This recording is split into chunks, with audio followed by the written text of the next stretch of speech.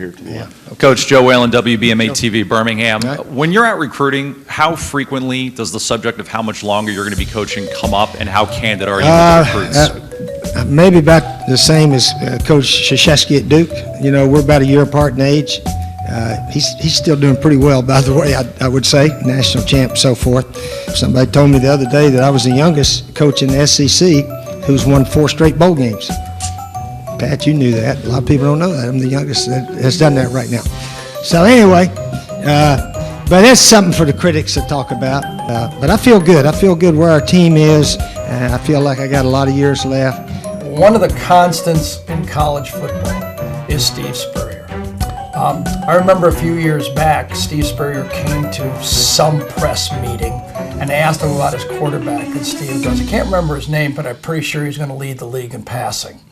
And that's what it is this year with Steve. I look at the expectations for South Carolina's program, and Spurrier, you know, going into this 2015 season, you'd see that maybe the expectations weren't as high for South Carolina. And I think when you have a down year like South Carolina had in 2014, Spurrier himself has kind of embraced that underdog role again a little bit. I think that, you know, you're seeing South Carolina maybe enjoying the fact they can kind of slide under the radar a little bit. You know, Spurrier's a no-nonsense type guy. Sometimes he jokes around post-game, but inside that locker room, he knows what he has with the Gamecocks. And I think if he didn't feel this year's team could compete in the Eastern Division, he wouldn't have came back for an 11th season. I think one thing about Spurrier, you see, he always is going to find a way to give his playmakers a chance to make plays.